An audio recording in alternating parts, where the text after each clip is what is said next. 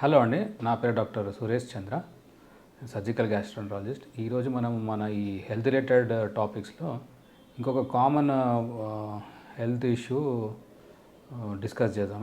అది పెరియనల్ problems.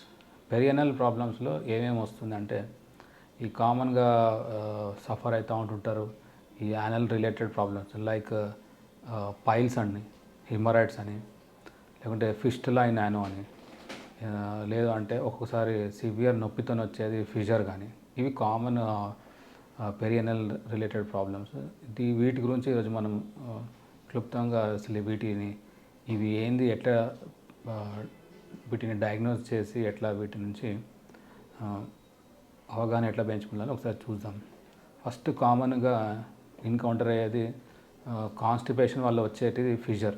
Heart stool రావడం వల్ల మోషన్ పోయే దారి యానస్లో కట్ అయిపోతూ ఉంటుంది. హార్ట్ స్టూల్స్, మన యానల్ కెనాల్ చాలా థిన్గా ఉండే పొర ఉంటుంది. అది ఒక్కొక్కసారి డ్రై అవ్వడం వల్ల ఈ హార్ట్ స్టూల్స్ కట్ అయిపోయి, బికాజ్ అక్కడ ఏరియా వెరీ సెన్సిటివ్ కాబట్టి ఆల్మోస్ట్ ఒక యూనిట్ పెయిన్ ఆల్మోస్ట్ ఒక 10 యూనిట్స్ పెయిన్ లాగా పేషెంట్ పర్సీవ్ అయ్యి సివియర్ పెయిన్కి గురవుతూ ఉంటారు. ఆ సివియర్ పెయిన్తో మళ్ళా మనకు మోషన్ కంట్రోల్ చేసే కండరం కూడా ఆ పెయిన్తో రిఫ్లెక్స్తో బాగా టైట్గా అయిపోతూ ఉంటుంది. టైట్ అయిపోవడం వల్ల మోషన్ పోలేక ఆ మోషన్ హార్డ్ అయిపోయి దానివల్ల మళ్ళీ కట్ అయింది పెయిన్తో మళ్ళీ మోషన్ స్పింక్టర్స్ హార్డ్ అయిపోయినందుకు మళ్ళీ మోషన్ పోలేక ఇట్లా ఒక విషయస్ సర్కిల్ పేషెంట్ వెళ్ళిపోయి ఈ ఇబ్బంది నుంచి చాలా సివియర్గా సఫర్ అవుతూ ఉంటారు. అది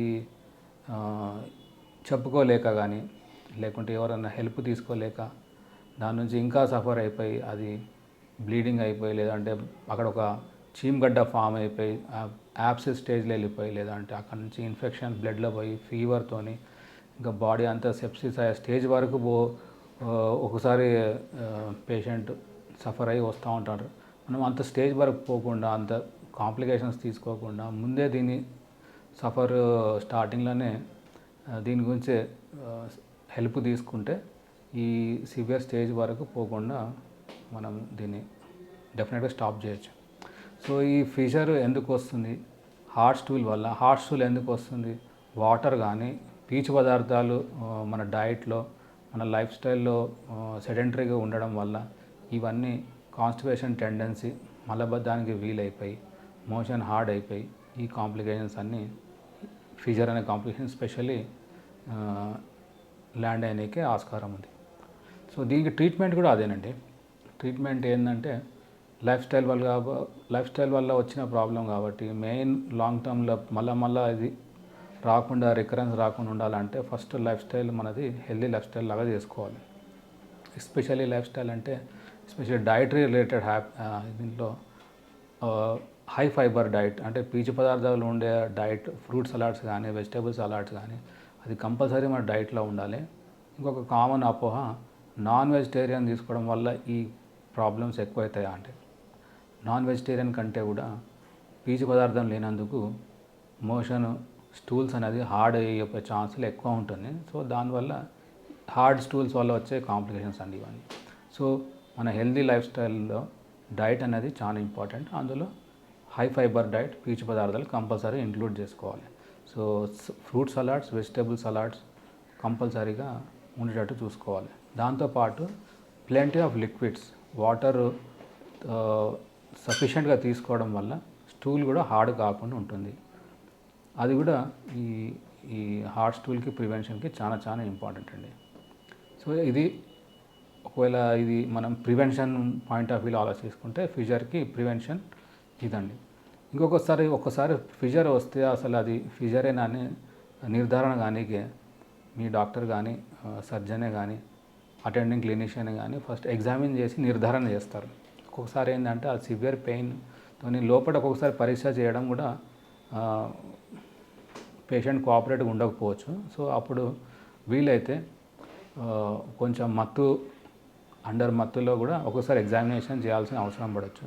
సో అందులో ఫిషర్ ఏ స్టేజ్లో ఉంది, ఫిషర్తో కాంప్లికేషన్స్ ఏముంది, అవన్నీ డాక్టర్ గారు, ఎగ్జామిన్ చేసే డాక్టర్ కంపల్సరీగా వాటి పాయింట్స్ అన్ని నోట్ చేసుకొని దానికి స్పెసిఫిక్ ట్రీట్మెంట్ అప్పుడు ప్లాన్ చేస్తాం. ఒకవేళ ఓన్లీ ఫిజరే ఉంది, పస్ రాలేదు, లేకుంటే లోపల ఇన్ఫెక్షన్ లేదు, లేదంటే దాంతోనే ఒక్కొక్కసారి పైల్స్ కూడా వచ్చే ఛాన్స్ ఉంటుంది, లేదంటే బ్లీడింగ్ అయ్యే ఛాన్స్ ఉంటుంది. అది ఉంటే అది ఎంతవరకు ఉంది ఇవన్నీ మనం గమనించాల్సి వస్తుంది. ఒక్కొక్కసారి ఈ ఫిషర్ అనేది వెరీ రేర్గా వేరే ప్రాబ్లమ్స్ వల్ల కూడా రావచ్చు. ఎస్పెషల్లీ కానీ ఒక్కొక్కసారి ట్యూబర్క్లోసిస్ ఉండడం పేషెంట్ వల్ల కానీ, లేదంటే ఒక్కొక్కసారి క్రోన్స్ డిజీజ్ అనే పేషెంట్లు ఉండడం వల్ల కావచ్చు. కాకపోతే మన క్రోన్స్ డిజీజ్ అనేది మన దేశంలో ఇప్పుడు చాలా అరుదు అయినా కూడా ఈ అర్బనైజేషన్ వల్ల కూడా, లేకుంటే డిటెక్షన్ మన దగ్గర ఇప్పుడు డయాగ్నోసిస్ పవర్ పెరిగినందుకు కూడా క్రోన్స్ డిజీజ్ అనేది కూడా మనం ఇప్పుడు కామన్గా చూడాల్సిన ఛాన్సులు దొరుకుతూ ఉంది. So otherwise fissure lifestyle problems కాబట్టి దాంతోనే అరెస్ట్ చేసుకునేది. దీనికి మోస్ట్లీ 80-90% నాన్ సర్జికల్గానే ట్రీట్మెంట్ చేసుకోవచ్చండి. యాజ్ మనం డిస్కస్ చేసినట్టు స్పింక్టర్ టైట్ ఉండడం వల్ల దాన్ని రిలాక్స్ చేయడం main part of the treatment. ఆ స్పింక్టర్ రిలాక్సేషన్కి సిట్స్ బాత్ అని ఉంటుంది. మోషన్ పోయిన తర్వాత పేషెంట్ గోరెచ్చని నీళ్ళలో టబ్బులో కూర్చోవడం వల్ల స్పింక్టర్ పెయిన్ తగ్గి రిలాక్స్ అయిపోయి అక్కడ లోకల్ బ్లడ్ సప్లై పెరిగి అక్కడ అయిన ఫిషర్కి హీలింగ్ పవర్ పెరుగుతుంది. So that will slowly heal అనమాట. వన్స్ ఫిషర్ హీల్ అయిపోతే పెయిన్ కూడా తగ్గుతుంది, మళ్ళీ స్పింక్టర్ కూడా టైట్ కాకుండా ఉండడం వల్ల మోషన్ కూడా పేషెంట్ సాఫీగా పోయే ఛాన్స్ ఉంటుంది. సో ఎనీ మెడిసిన్ లేకపోయినా కూడా ఇది 70%, 80% ఫిషర్ రిలీఫ్ వస్తుంది. ఇంకొక ఇంపార్టెంట్ అంటే కొన్ని మెడిసిన్స్ ఉంటుంది. ఆ మెడిసిన్స్ వల్ల లోకల్ ఆయింట్మెంట్స్ పెట్టుకోవడం వల్ల మోషన్ ద్వారా ఈ టైట్ స్పింక్టర్ని రిలాక్స్ చేసి మళ్ళీ సేమ్ పెయిన్ తగ్గించి రిఫ్లెక్స్ మళ్ళీ స్పింక్టర్ టైట్ కాకుండా ఉండి హీలింగ్కి తోడ్పడుతుంది. ఒక్కొక్కసారి కొన్ని రోజుల వరకు ఈ ఎఫెక్ట్లు అన్నీ వచ్చేంత వరకు సింపుల్ పెయిన్ కిల్లర్స్ తీసుకోవచ్చు. సింపుల్ పెయిన్ కిల్లర్స్ వల్ల ఇనీషియల్ పెయిన్ రిలీఫ్ అవుతుంది. దాని తర్వాత ఈ ట్రీట్మెంట్ కంటిన్యూస్గా అట్లీస్ట్ ఒక 1 month చేయడం వల్ల కంప్లీట్గా ఫిషర్ హీల్ అవుతుంది. దాని తర్వాత very rarely less than 5% or less than 1% ఒక్కొక్కసారి క్రానిక్ ఇట్లానే ప్రతి ఇయర్ రావడం వల్ల లేకుంటే అది ఈ ఇప్పుడు డిస్కస్ చేసిన నాన్ సర్జికల్ ఆప్షన్స్ వల్ల ఏది రెస్పాండ్ కాకపోతేనే సర్జరీ అనేది లాస్ట్ రిజార్ట్ కానీ లాస్ట్ ఆప్షన్ ఉంటుందండి. ఇందులో మెయిన్లీ ఏంటంటే సర్జరీ టైంలో అనస్థీషియా ఇచ్చినప్పుడు మళ్ళీ సర్జన్ మొత్తం లోపల యానల్ కెనాల్లో మొత్తం అంత ఎగ్జామిన్ చేసి కండిషన్ ఫిషర్ అని నిర్ధారణ అయిన తర్వాత దాన్ని స్పింక్టర్ని రిలాక్స్ చేసే కొన్ని ప్రక్రియలు చేసుకొని చేయడం వల్ల స్పింక్టర్ రిలాక్స్ అవుతుంది. అంటే సర్జికల్గా స్పింక్టర్ రిలాక్స్ చేసుడు దాంతో ఫిషర్ కూడా హీలింగ్కి తోడ్పడుతుంది. సో అదండి, అది ఫిషర్ గురించే. ఇంకొకటి కామన్ ప్రాబ్లము ఫిస్టులా అయినాను. ఫిస్టులా అంటే ఏంటంటే ఫిస్టులా ఒక అబ్నార్మల్ ట్రాక్ట్ అండి. అది మన జిఐ ట్రాక్ట్ లైనింగ్కి బయటికి ఇంకొక సపరేట్ ట్రాక్ట్ ఏర్పడడం వల్ల ఒక అబ్నార్మల్ ట్రాక్ట్ ఉంటుంది. అది యానల్ రీజన్లో వస్తున్నందుకు దానికి ఫిస్టులా ఇన్ యానో అంటారు. సో అట్లా ఫిస్టులాలు వేరే సైట్లో కూడా రావచ్చు. దాన్ని ఎంట్రోకుటినస్ ఫిస్టులా అని అంటారు. సో ఇప్పుడు మనం ఫిస్టులా అయిన గురించి చర్చించుకున్నాం కాబట్టి యానల్ రిలేటెడ్ ఫిస్టులా ఎందుకు వస్తుంది, అసలు దానివల్ల సిమ్టమ్స్ ఏముంటుంది, దానివల్ల ప్రాబ్లమ్స్ ఏముంటుందో, ఇది ఒక కామన్ జనరల్ పాపులేషన్ సఫర్ అయ్యే ప్రాబ్లము. దీని గురించి కూడా అవగాహన ఉండడం చాలా ఇంపార్టెంట్ అండి. ఇది కూడా ఒక పూర్ ఏమంటారంటే టాయిలెట్ హ్యాబిట్ ఉండడం వల్ల, మోషన్ హార్డ్ అవ్వడం వల్ల, యానల్ కెనాల్లో ఇన్ఫెక్షన్స్ రావడం వల్ల ఆ ఇన్ఫెక్షన్ అది ఒక దారి తీసుకొని వేరే బయటకి సపరేట్ దారి తీసుకోవడం వల్ల, ఒక దారి లోపట్లే ఒక దారి బయట ఉండడం వల్ల ఒక వే ఏర్పడి అక్కడ రిపీటెడ్గా ఇన్ఫెక్షన్స్ అవుతూ ఉండి మళ్ళీ డ్రైన్ అయిపోయి మళ్ళీ యాంటీబయాటిక్స్ పెయిన్ కిల్లర్స్కి అలవాటు పడిపోతూ ఉంటారు పేషెంట్స్. ఇంకా సో అది ఇనీషియల్గా ఒక ట్రాక్ట్ 2 ట్రాక్లు అట్లా మల్టిపుల్ ట్రాక్స్ కూడా పోయి కాంప్లెక్స్ ఫిస్టులాలో కూడా అంటే కాంప్లికేషన్స్లో కూడా ల్యాండ్ అప్ అయ్యే రిస్క్ ఉంటుంది. సో ఈ ఫిస్టులా వల్ల ప్రాబ్లమ్స్ ఏంటంటే పేషెంట్కి ఒక ఫౌల్ స్మెల్లింగ్ యానల్ డిశ్చార్జ్ వల్ల సెల్ఫ్ ఎస్టీమ్ లాస్ అయిపోయి తనలో సోషల్ ఐసోలేషన్ చేసేసుకొని సఫర్ అవుతూ ఉంటుంటారు. సో దీనికి ఇది ఎగ్జాక్ట్ కాజ్ తెలిస్తే ఇది ఈ ప్రాబ్లమ్స్కి సఫర్ కాని అవసరం లేదు. ఎందుకంటే దీనికి ట్రీట్మెంట్ చేసుకుంటే he can lead a normal life. So ఈ ఫిస్టులా అసలు ప్రాబ్లం పస్ కలెక్ట్ కావడం, డ్రైన్ కావడం, మళ్ళీ కలెక్ట్ కావడం, ఇది రిపీటెడ్ అయ్యే ఒక సైకిల్. దీన్ని బ్రేక్ చేయడం అంటే ట్రాక్ తీయడమే దాని మెయిన్ ట్రీట్మెంట్ ప్రిన్సిపల్ అండి. సో అసలు ఈ ట్రాక్స్ ఎక్కడ ఉన్నాయి, ఎంతవరకు ఉంది, దాంట్లో ఎన్నో టైప్స్ ఉన్నాయి. ఆ టైప్స్ కనుక్కొని సర్జన్ దాన్ని బట్టి స్పెసిఫిక్ ట్రీట్మెంట్ చేయడానికి ఆస్కారం ఉంది. ఫిస్టులాలు కూడా ఎన్నో రకాలుగా ట్రీట్మెంట్ చేయొచ్చు. ఫస్ట్ ఆఫ్ ఆల్ అది ఫిస్టులా అనేది ఫస్ట్ ఎగ్జామిన్ చేసి కూడా నిర్ధారణ చేయొచ్చు. దాని ట్రీట్మెంట్ ప్లాన్లో కానీ దాన్ని నిర్ధారణ చేయడానికి కొన్ని స్పెషల్ ఇమేజింగ్ స్టడీస్ చేసుకొని కూడా దీన్ని ట్రీట్మెంట్ ప్లాన్లో ఇంక్లూడ్ చేసుకోవచ్చు. సో డిఫరెంట్ ట్రీట్మెంట్ ఆప్షన్స్ ఏంటంటే పస్ ఫామ్ అయిన స్టేజ్లో పసు తీయడం మెయిన్ ఇంపార్టెంట్ అండి. పస్ తీసిన తర్వాత ఒకసారి ఫిస్టులా పర్మనెంట్గా ఉందంటే ఫిస్టులాకి డిపెండింగ్ ఆన్ ఫిస్టులా టైప్ కానీ దాని కాంప్లెక్సిటీ కానీ దాని బేస్డ్గా ఆ పర్టికులర్ పేషెంట్కి ఏది ఫిస్టులా ట్రీట్మెంట్ బెస్ట్ ఉంటుందో దాన్ని బట్టి ట్రీట్మెంట్ ప్లాన్ చేసుకొని ఎగ్జిక్యూషన్ చేయాల్సిన అవసరం ఉంటుంది. సో దాంట్లో పాటు ఎన్నో ట్రీట్మెంట్ ఆప్షన్స్ ఉన్నాయి. ఓపెన్ ట్రెడిషనల్ సర్జరీ ఒకటి, ఇప్పుడు లేటెస్ట్గా లేజర్ వే ఆఫ్ ట్రీట్మెంట్ ఒకటి ఉంది.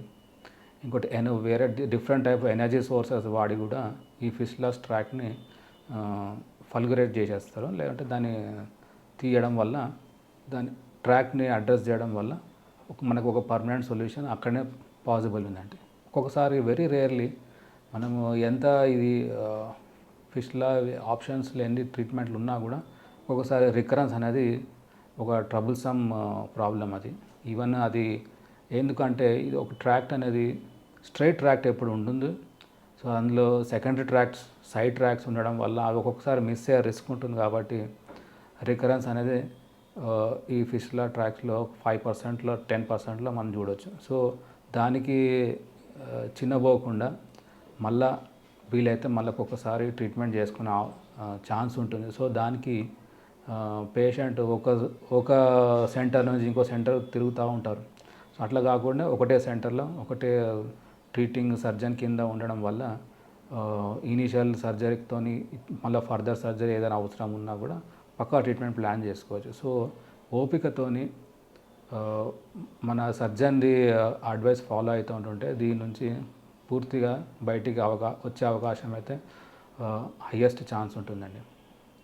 దీని తర్వాత ఇంకొక కామన్ పెరియానల్ ప్రాబ్లం అండి హిమోరాయిడ్స్ అండి. కామన్గా దాన్ని పైల్స్ అంటారు. అసలు ఈ పైల్స్ ప్రాబ్లమ్స్ ఏముంది, దీనివల్ల వచ్చే ప్రాబ్లం ఏముంటుంది, దీని వచ్చే కాంప్లికేషన్స్ ఏముంటుంది, దీని ఎప్పుడు దీనికి ట్రీట్మెంట్కి మనము ఫిజిషియన్ కానీ సర్జన్స్ కానీ ఎప్పుడు సీక్ చేయాలి, దీని ట్రీట్మెంట్ ఆప్షన్స్ ఏముంటాయి ఒకసారి మనం ఈరోజు డిస్కస్ చేద్దాము. పైల్స్ ఆర్ హిమోరాయిడ్స్ నార్మల్గా మనకు యానల్ కాంటినెన్స్ అంటే మోషన్ సాలిడే కానీ లిక్విడే కానీ గ్యాసే కానీ హోల్డ్ చేసుట్లో స్పింక్టర్ సాలిడ్కి లిక్విడ్కి తోడ్పడుతుంది. అట్లనే గ్యాస్ని కాంటినెన్స్కి మెయింటెనెన్స్ కానికి మన దగ్గర యానల్స్లో ఉన్న వాస్కులర్ టిష్యూ ఈ గ్యాస్ కాంటినెన్స్కి చాలా తోడ్పడుతుంది. అందులో నార్మల్గా అందరికీ 1 డిగ్రీ పైల్స్ లాగా నార్మల్గానే ఉంటుంది. ఈ వాస్కులర్ కుషన్స్ ఒక్కొక్కసారి అవి స్లోగా పెరగడం వల్ల పైల్స్ లాగా ఫామ్ అవుతుంటుంది. అవి ఒక వాస్కులారిటీ ఎక్కువ ఉండడం వల్ల అందులోకెళ్ళి హార్ట్ స్టూల్స్ రావడం వల్ల ట్రామా అయ్యడం వల్ల బ్లీడింగ్ స్టార్ట్ అవుతుంది. బ్లీడింగ్ అయిపోయి పేషెంట్ ఫ్రైటన్ అయిపోయి జనరల్గా మెడికల్ అడ్వైస్కి సీక్ చేస్తూ ఉంటారు. సో ఈ పైల్స్ అనేది వేరియస్ డిగ్రీలో ఉంటుందండి. పైల్స్ గ్రేడ్ 1 అంటే అది నార్మల్గా అందరికీ ఉండే పైల్స్ గ్రేడ్ అండి. అందులో తర్వాత అది 3 పొజిషన్స్లో ఉంటుంది. 3, 7 and 11 o'clock పొజిషన్స్లో ఈ పైల్స్ ఉండడం వల్ల మనకు కంప్లీట్గా యానల్ కెనాల్ ఒక టైట్గా ఎయిర్ లీక్ కాకుండా తోడ్పడే వాటి మెయిన్ ఫంక్షన్. సో గ్రేడ్ 2 అయిపోతే కొంచెము దీనికంటే కూడా ఫస్ట్ డిగ్రీ కంటే ఇంకొంచెం పెద్దగా అయిపోయి ఒకసారి అందుకెళ్ళి బ్లీడింగ్ రావడం అవుతుంది. 3 అయినప్పుడు అది యానల్ ఓపెన్ నుంచి బయటికి వచ్చేసి మళ్ళా లోపలికి వెళ్ళిపోతూ ఉంటాయి. ఒక్కొక్కసారి బ్లీడింగ్ ఇక్కడ రిస్క్ పెరుగుతూ ఉంటుంటుంది. 4 గ్రేడ్ ఎట్లా ఉందంటే పైల్స్ బయటకు వచ్చినప్పుడు మళ్ళీ అవి వాటి అంతలో అవి లోపలికి పోకపోవచ్చు. వాటిని మళ్ళీ పేషెంటే లోపలికి నెట్టాల్సి వస్తుంది. ఇంకా గ్రేడ్ 5 అంటే నెట్టినాడు ఒక్కొక్కసారి లోపలికి పోకపోవచ్చు. సో అది severe form of piles and or hemorrhoids. So ఇందులో మెయిన్ ప్రాబ్లం పేషెంట్కి బ్లీడింగ్ కావడం, ఇంకోటి మ్యూకస్ సీకేజ్ అయిపోవడం వల్ల అండర్ గార్మెంట్స్ సోకేజ్ కావడం, లేకుంటే ఇచ్చింగ్ సెన్సేషన్ రావడం, ఇచ్చింగ్ ఉండడం, ఇవన్నీ కాంప్లికేషన్స్. ఒక్కొక్కసారి ఇన్ఫెక్షన్ అయితే ఇంకా పెయిన్ రావడం. Otherwise generally piles they are painless. So once they painful అంటే ఫీవర్ వస్తుందంటే అందులో బ్లడ్ క్లాట్ అయిపోవడం, ఇన్ఫెక్షన్ రావడం, లేదు అంటే పైల్స్ అనేది ఇంకా ప్రొసీడెన్స్ అంటే ఇంకా అది ఇర్రెడ్యూసిబుల్, లోపల పోలేకపోయి బయటనే ఉండి పేషెంట్ బాగా సఫర్ అయ్యే ఛాన్సులు ఉంటాయి. సో ఇంత స్టేజ్ వరకు పోకముందే వీటిని కూడా మనము అర్లీ స్టేజ్లోనే పడితే డయాగ్నోస్ చేస్తే దానికి పక్కా ట్రీట్మెంట్కి డెఫినెట్గా ప్లాన్ చేయొచ్చు. ఇంకొకటి దీంట్లో ట్రీట్మెంట్లో మెడికల్, సర్జికల్ అండి. ఫస్ట్ మెడికల్ ట్రై చేయాలి. ఇందులో కూడా సేమ్ లైఫ్ స్టైల్ అనేది ఇంపార్టెంట్. ఇందులో కూడా పేషెంట్ షుడ్ నాట్ స్ట్రెయిన్ చేయకపోవడం వల్ల కూడా మోషన్ హ్యాబిట్ రెగ్యులర్గా పెట్టుకొని స్టూల్స్ని సాఫ్ట్గా పెట్టుకోవడం, హార్డ్ లేకున్నప్పుడు వీలైతే హార్డ్ స్టూల్స్ టెండెన్సీ ఉంటే సాఫ్ట్నర్స్ వాడుకొని స్టూల్స్ సాఫ్ట్గా పెట్టుకుంటాడు.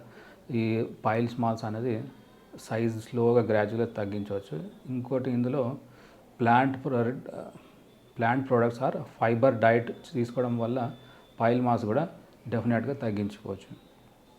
ఇంకోటి సివియర్ అక్యూట్ స్టేజ్లో ఉండడం వల్ల, స్టేజ్లో కానీ గ్రేడ్ హై డిగ్రీలో ఉన్నప్పుడు కొన్ని రోజులు మెడిసిన్స్ కూడా తీసుకోవడం వల్ల ఈ పైల్ మాస్ తగ్గించవచ్చు. ఒక్కొక్కసారి ఇక వెరీ లేట్ స్టేజ్లో వచ్చి బ్లీడింగ్ అవ్వడం వల్ల, బ్లీడింగ్ సివియర్ అవ్వడం వల్ల సివియర్ అనీమియా పోయి అనీమియా రిలేటెడ్ వీక్నెస్ అయిపోయి అనీమియా ప్రాబ్లమ్స్ వల్ల వచ్చినప్పుడు బ్లడ్ ట్రాన్స్ఫ్యూజన్స్ కూడా అవసరం పడుతున్నప్పుడు ఇంకా సర్జరీ అనేది ఇంకా ఇమీడియట్ ట్రీట్మెంట్ ఒక ఆప్షన్ ఉంటుంది. అందులో various forms of surgical options ఉన్నాయి హిమోరాయిడ్స్కి ట్రీట్మెంట్ చేయడానికి. అందులో ట్రెడిషనల్ సర్జరీస్, ఓపెన్ హిమోరాయిడెక్టమీ అంటే మెయిన్ పైల్ మాస్ని ఓపెన్ సర్జరీ ద్వారా వాటిని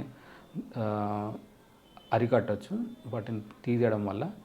ఇంకొక లేటెస్ట్ ఇప్పుడు ఆప్షన్స్ ఉన్నాయండి. ఇది స్టేపులర్ గన్తో వాళ్ళ లోపల గూండ్ లేకుండా స్టేపులర్ గన్తో ఈ ఆల్ పైల్ మాసెస్ కూడా ఒకటే సిట్టింగ్లో ఫైర్ చేయడం వల్ల వాటిని అన్నీ తీసేయవచ్చు. మళ్ళా పెద్ద పెయిన్ లేకుండా తొందరగా రికవరీ అయ్యే ఛాన్స్ కూడా ఉంటుంది ఈ స్టేపులర్ హిమోరాయిడెక్టమీ అనే ప్రొసీజర్ వల్ల. ఇంకొక కామన్ ప్రొసీజర్ ఇప్పుడు లేటెస్ట్గా వాడేది అంటే లేజర్ హిమోరాయిడెక్టమీ. ఇందులో కూడా అంతే, మేజర్ వూండ్స్ లేకుండా లేజర్తోని ఈ పైల్ మసల్స్ అన్నీ ఫల్గురేషన్ అయిపోతూ ఉంది. ఫల్గురేట్ చేసేయడం వల్ల అవన్నీ ష్రింక్ అయిపోతుంది. ఈ లేజర్ ఎనర్జీ సోర్స్తో ష్రింక్ చేసేసుకొని కూడా తొందరగా పేషెంట్ రికవర్ అయిపోయి 1 or 2 డేస్లో ఈ can attend normal daily routine activities. So ఇదండి కామన్గా ఉండే పెరియానల్ ప్రాబ్లమ్స్.